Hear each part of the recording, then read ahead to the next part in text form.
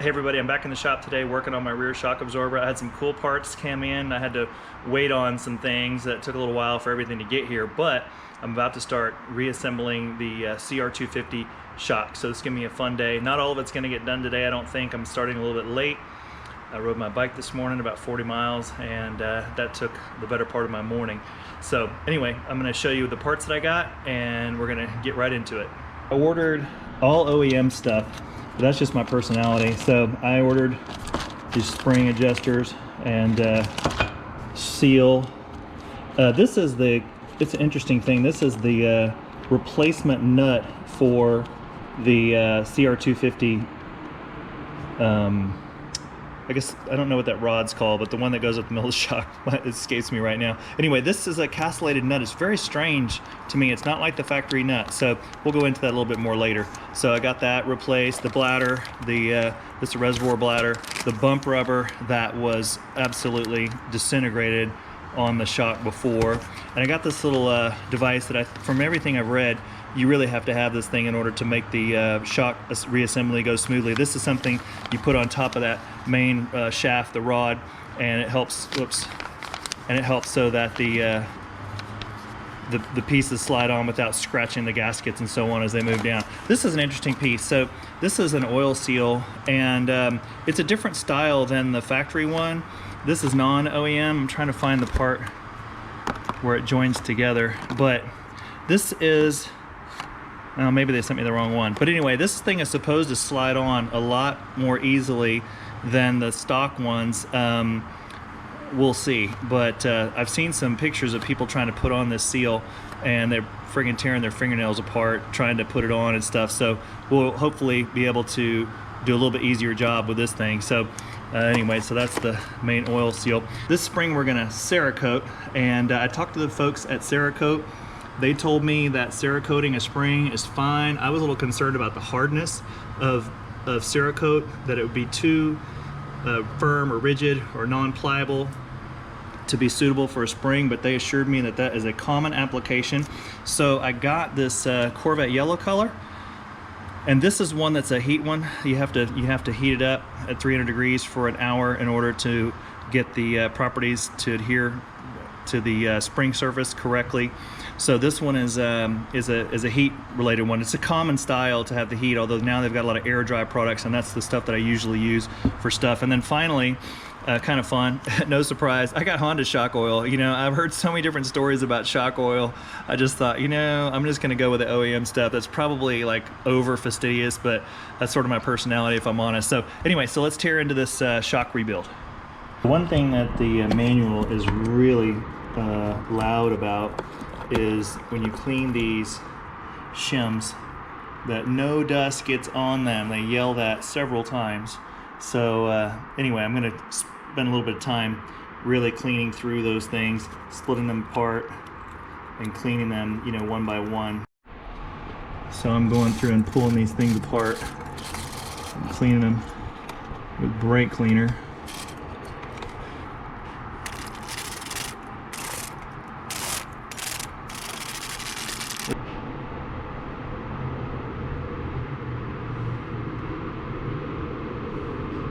I thought I'd show you guys something that you may find useful. I really like doing it. So if you want to see the entire exploded view of something, the schematic of something, this is how I do it. So this is the Rocky Mountain ATV website, but you could do this at several ones. Motosport has it, Partzilla has it. These microfiche things when you're looking for OEM, and I'm sorry about the glare that you see, but there's not much I can do about that right now.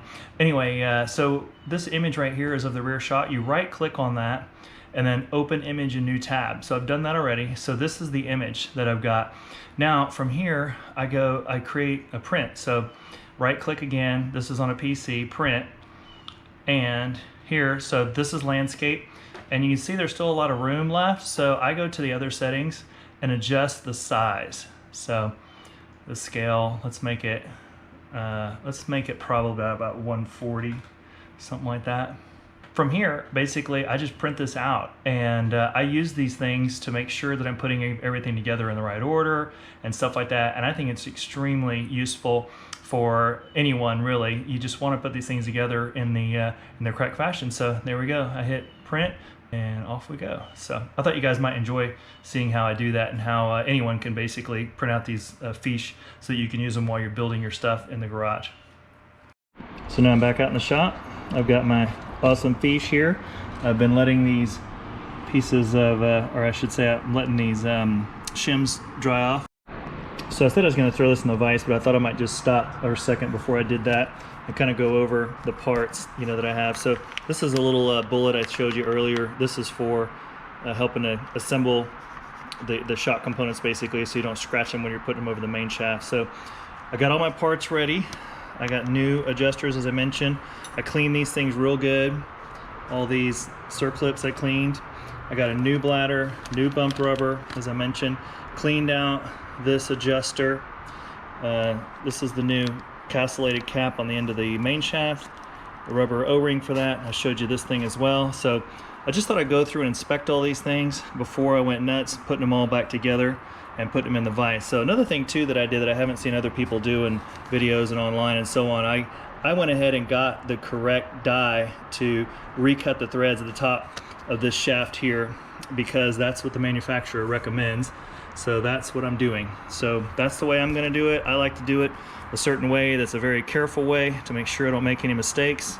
That's just my personality, and I think the nice thing about that is I don't get frustrated very often, because I pretty much do things right the first time. So we're going to take all these parts and start putting everything back together, and then we'll have it in the vise to finish the job at the end.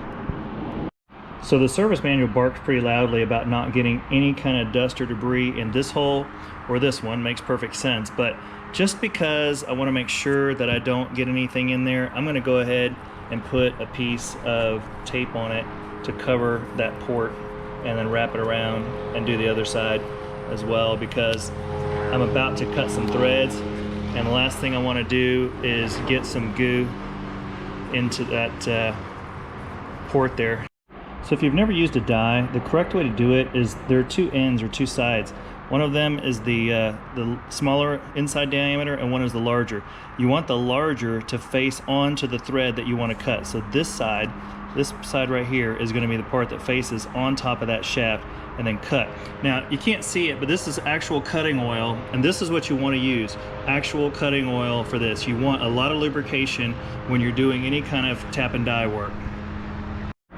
Alright, so here's the shaft. I got my die ready, and throw a little lube on there. Try to make sure you get that thing square. I've gotten it started now, so I feel a little bit more confident about doing video. I'm always scared to death of doing tap and die work, because you're just paranoid you're cross-threading something, and if you haven't done it before, just take it slow. And these threads were not good, so I can definitely say that cleaning them up was the smart move. It's bottomed out, so I'm coming back up with it to clean the thread on the upstroke. It's funny too about doing tap and die work. It's like when you're about to remove the thing off the last thread, it wants to tip and cross, so you always got to put a little upward pressure on it as you're doing the removal process. At least that's been my experience, is you got to keep putting upward pressure on it, or you might snag that topmost thread. It's always nice to do things the right way. It'll make you feel good, and you'll think that, you know, that no mistakes are made. Those threads turned out super nice. Now I'm going to clean out this orifice here that's on the tape. I'm going to stick in a brake cleaner and flush it this direction towards the tip, flushing that out, and then I'm ready to start putting it all back together again. I'm kind of stoked. So I've got my shaft ready, I've got my fiche ready, and I'm ready to basically put this thing back together. So I'm kind of trying to stay away from the vise until I have to get there, which won't be long, because it's just not a pretty background, quite frankly. I just don't like putting things together in a way that looks kind of gross. So we're not going to put that thing in the vise until I have to. So I got some of the bottom pieces ready to go. I cleaned these up real nice, and so here we go. So that's the bottommost piece. All right, base piece, number 53 on this diagram goes first. Then the bump rubber, it's got a relief here, I guess, to go over that.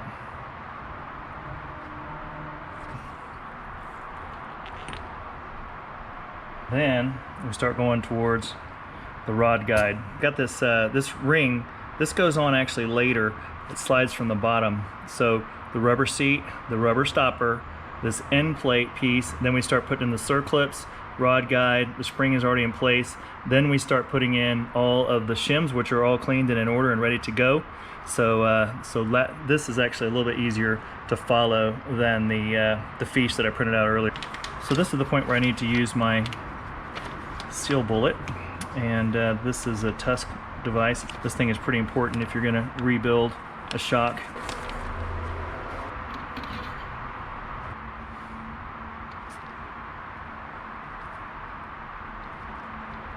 So I've got my seal bullet in place.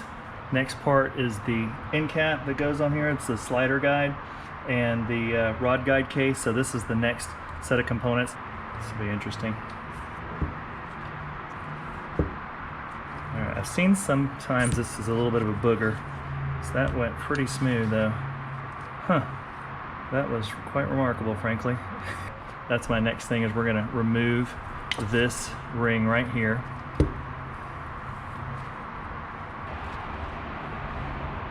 So I'm going to use a very small screwdriver for this purpose. Big thing on things like this, you just don't want to scratch any of these machine surfaces, and it's pretty easy to do. This one, fortunately, the O-ring wasn't too difficult to get off, but some of them can be a bear. And hopefully this will go on without too much stress.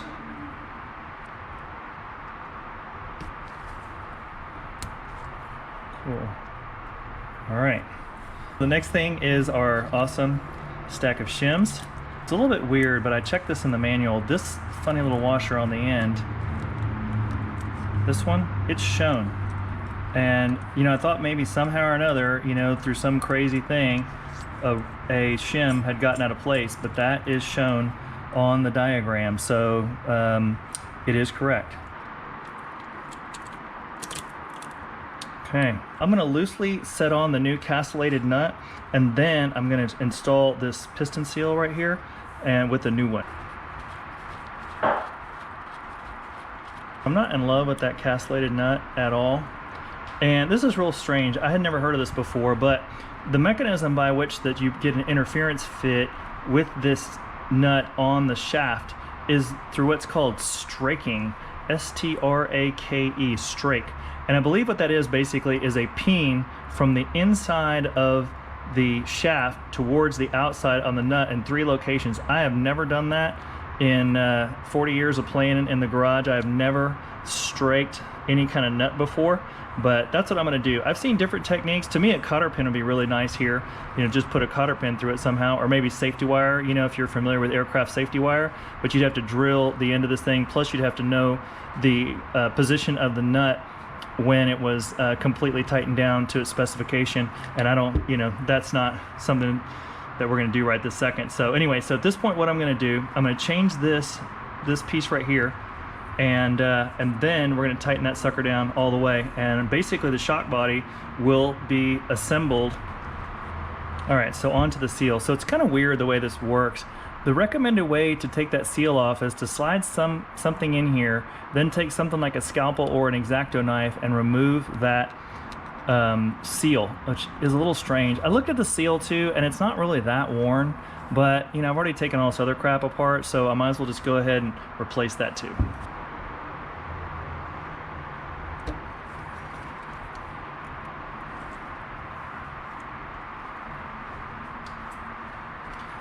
So I'm going to try to cut this as I go so it's easier to get that screwdriver under and less likely to damage the 2 O-rings that I know are below this. So I'm just going to kind of work it slower like that and cut as I go, so it'll relieve it as I go.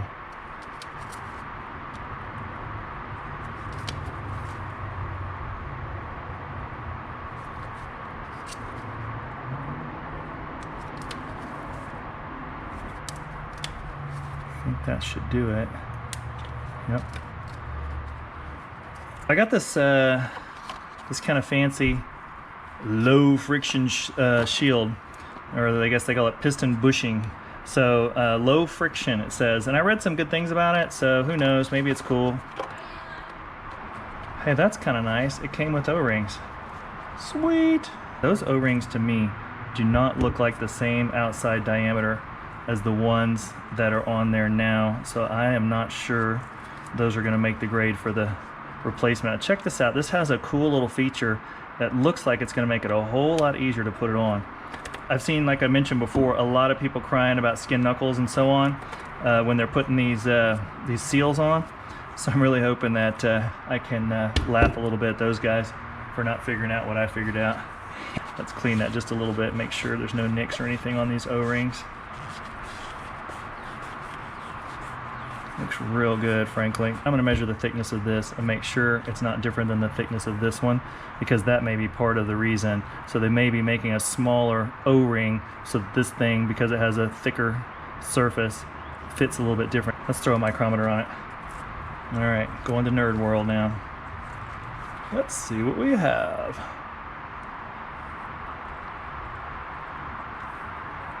1.35 millimeters. Okay.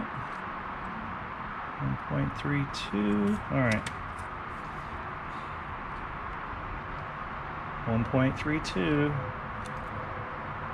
1.28. Interesting. 1.30. I'm going to say those are the same. Trying one more time. 1.34. Yeah. 1.3 anything is pretty much the same. Yep, so these are the same. So we're skipping the O-rings. Just a fun little thing to try out. I always like to know for sure. We're going to try out our fancy low friction piston seal, whatever that thing's called, and check it out. So this is the junction where it opens up, and supposedly this is a whole lot easier. No little fork bullet or shock bullet needed. Just don't want to mar those O-rings. Look how easy that is. Kabam. That sure makes life a lot simpler than using those shock bullets that I've seen. Those things are a bitch.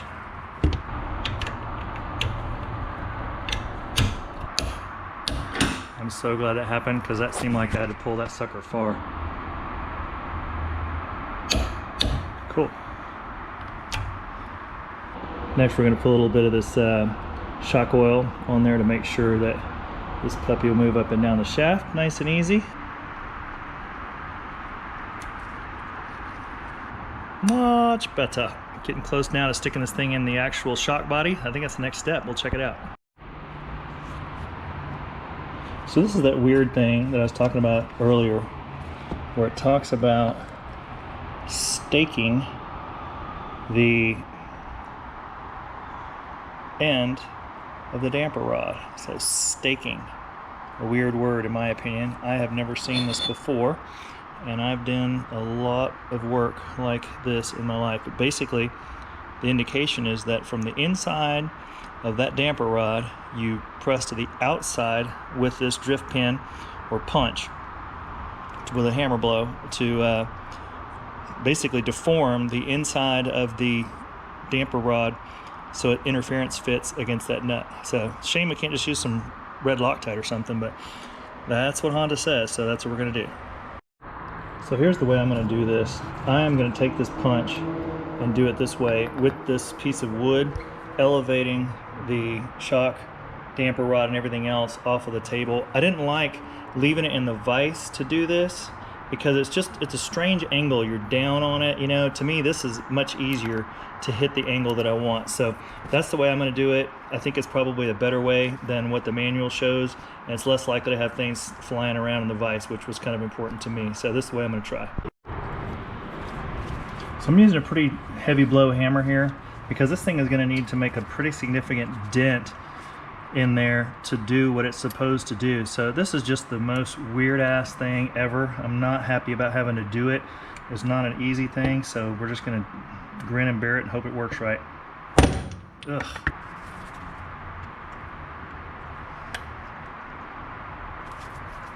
Got it? It seems very strange to me to do something like that. I don't like it. All right, next step. The first thing we have to do in order to make that happen is secure this, and there's lots of different ways to do this. I have seen people who tape this, and I have seen people who do all kinds of other funny things that I'm not going to talk about.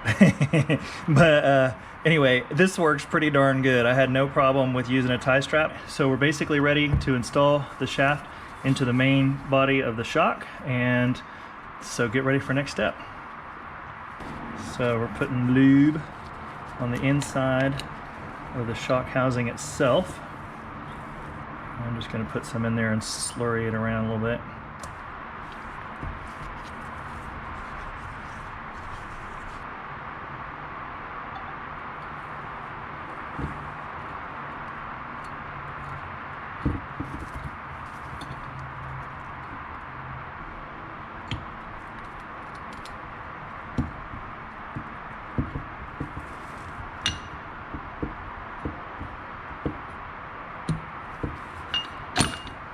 Sweet.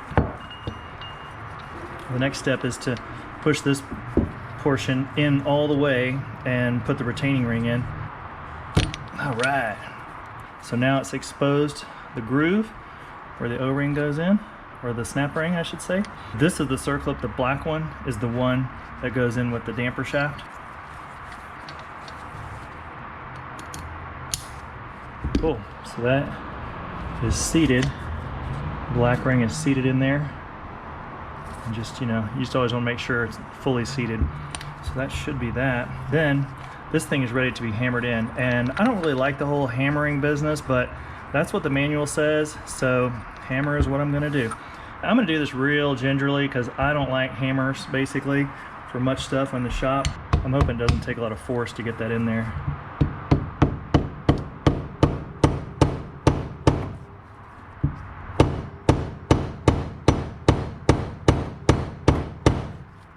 It's a little cockeyed. There, it moved. There you go. There you go. Hear that tinging? That's the metal to metal contact between the two faces. That is fully seated. There's no gaps. So that part is complete. Hopefully I didn't forget anything. All right, so we're moving on to the next step. So this is the snap ring that goes into this bladder, and this was the bladder that came out, and truthfully it looks pretty darn good. I just went ahead and bought a new one, but it doesn't look bad at all. But this doesn't look too bad, so I'm just going to replace that. This is the original one. Yeah, no problem getting that off. And then hopefully getting this one on won't make me cuss too much. Hey, that was so easy.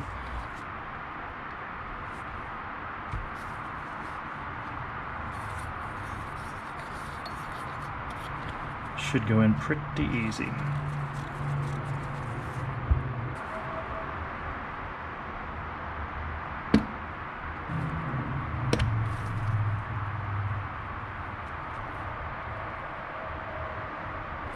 Cool. That was absolutely no problem at all.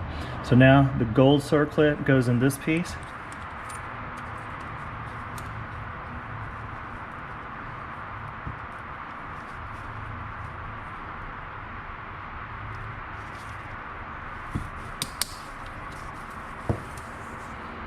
And that looks like an expert did it.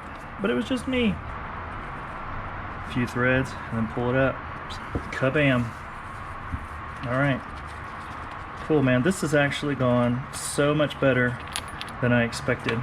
Truth is, this is pretty much the end game. The last thing is putting in the fluid, and that's kind of a messy ass job from everything I've seen. It's kind of gross, and you got to be real careful not to assemble it in such a fashion that you get air in there. So that's really the main thing. So in order to do that, we're probably going to have to either take this thing outside or whatever. But You have to extend the shaft here all the way to extension to allow the most amount of fluid inside, and then fill this puppy up, and then install this adjuster right here. We're, pretty much at the end game. I'm pretty stoked. This has been remarkably easy. We're on the home stretch now, so filling it up with Honda shock oil, and just a little bit of extra information. So you have to extend this shaft all the way open. Okay, that's what the manual says. All the way extended, which isn't hard to do. All the way down.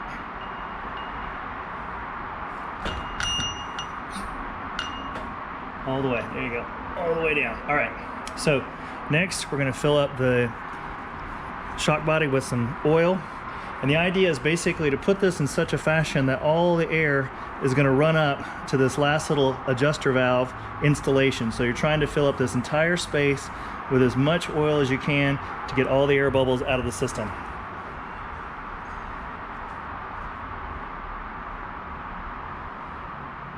Whoa.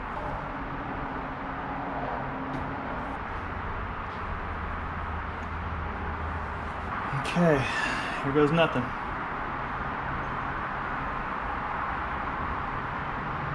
Whoa. I don't like messes. The fluid is coming out. Not terrible.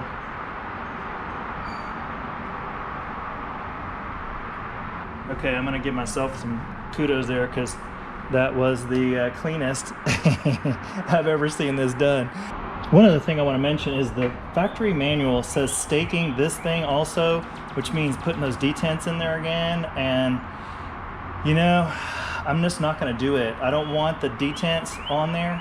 I don't want the damage to the shock on the outside. I have never seen one of these fall out, so I'm just going to leave it. I'm going to torque it down to the specified torque, which is 22 foot-pounds, and once I'm done with that, I'm leaving it. I'm not gonna put those detents in there. But check it out.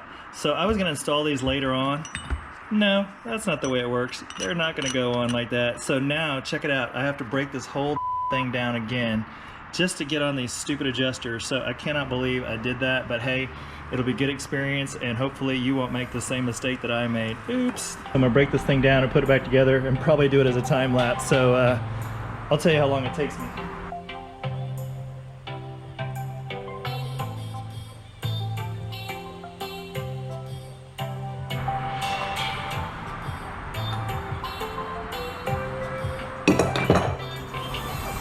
Exactly 18 minutes. That is completely rebuilt shock. Next thing we're going to do is we're going to put the spring on it. So I'm getting close to the end of the shock rebuild, and I'm very excited about the way that it's turned out so far. It looks pretty darn good. I had to rebuild it twice because of my amateurness, so a little embarrassing, but I learned something. And basically now we're moving on to the spring, which I stripped this thing down with aircraft paint stripper the other day, and that's in the video earlier, which you probably saw. I sprayed it down with WD-40 because I was waiting on some parts to come in, but now they're here, including the Cerakote, which I showed you earlier. So I'm going to clean this real good, gas it out as is recommended by Cerakote, and then paint this thing with yellow Cerakote that should look real close to the original. This is a restoration job, so I'm really trying hard to capture the original flavor of the bike. So once the spring is done, I've got this collar and circlip to go on. That'll be the end of the shock build, so I'm really looking forward to showing you the end product when that's finished. One thing about Cerakote is the manufacturer talks about that the surface needs to be sandblasted in order to adhere to the Cerakote surface or the media, and I just have to say, I think this piece of steel is dumb, and it doesn't know if it has been sandblasted or whether it's been sanded very hard with sandpaper. And the reason I say that is because this is spring steel. It's extremely hard, and it is unlikely to be affected by sandblasting any more than sandpaper. So I'm gonna do it my way, and I think it's gonna be just fine. But I'm basically gonna sand this down with a very aggressive grit sandpaper, and then I'm gonna go directly into the gas out and the Cerakoting process, which is just spray painting the material onto the spring itself. So I sanded this spring down real good with some very aggressive sandpaper, and it turned out pretty darn nice. So the next step is acetone, and then we'll begin the painting process. So I won't bore you with the cleaning, but I'm going to clean that sucker with acetone with a brand new cloth, and then we'll be preparing for the Corvette yellow Cerakote. I'm getting ready to mix up the Cerakote. I've been shaking that for about 5 minutes, and the ratio that's recommended for this job is 12:1. So the spring is all clean and sanded, ready to go, and now I'm just trying to figure out how to create 12:1 because I didn't buy their little breakdown for that. I've got this one from PPG that I used for car painting back in the past, so I'm hoping I can make that work. Hey everybody, it's second day, early morning. I finished powder coating my spring and I let it cool off overnight inside the stove. Actually, I used a outdoor grill for this, and I've used that before for taking out bearings on cases. It works great. So bottom line is the spring is ready, and today I'm going to finish the final assembly of the shock and get the thing filled with nitrogen, which I don't have at my shop. And once that's done, it'll be complete. So I'm really stoked. This is gonna be a really cool looking shock when it's done, and a lot better condition than what it was when I started. That thing was a piece of crap when I started. So anyway, I've never done it before. Hopefully it looks good. Let's get going. This is the final outcome of the shock after Cerakoting.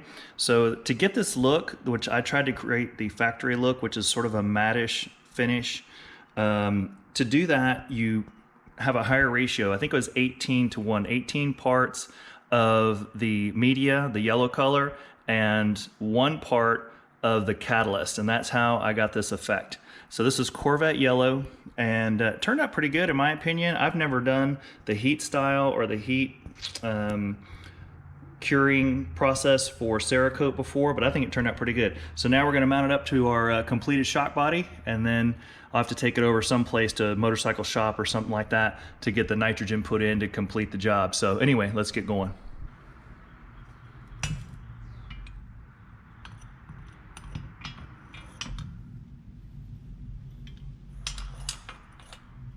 Next is this collar. Here's the circlip. This is the smallest diameter of the 3 circlips that this thing has on it. I just push that collar in. Boom. All right.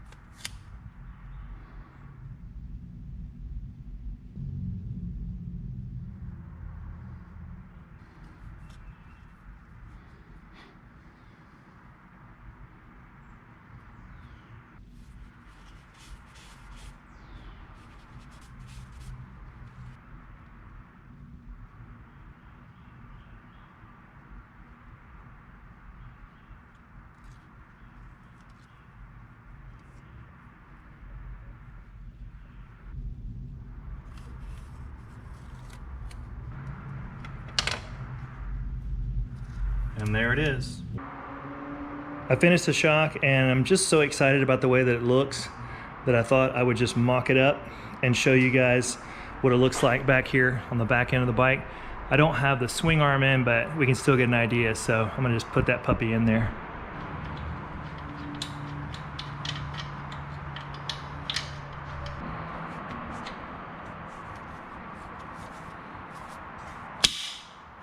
Looks absolutely brand new. That thing is gonna look killer when the swing arm's in there. So I had a lot of fun rebuilding this shock. I learned a lot. I've never done one before, so hopefully I wasn't too boring giving you all the detail that I gave you. But to me, when you're new at it and you've never done something like that before, it's always nice to have someone give you instruction that really explains everything.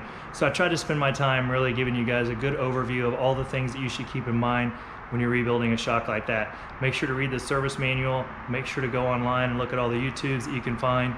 Make sure that you don't make any mistakes like I did. But hopefully you guys learned something good, and you're able to put this to work in your own shop, on your own projects.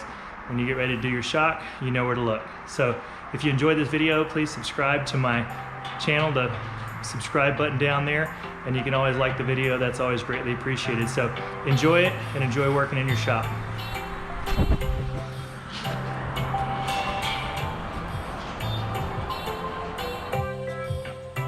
Ends up being like 18 parts of Cerakote and 1 part of the second part. I wish I knew the stupid word for that. Sweet.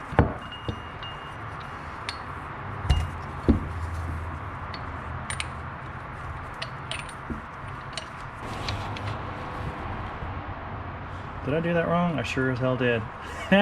Oh well. This one's for a 2002 Showa shop, so just so you know how that works. So just so you don't make a mistake.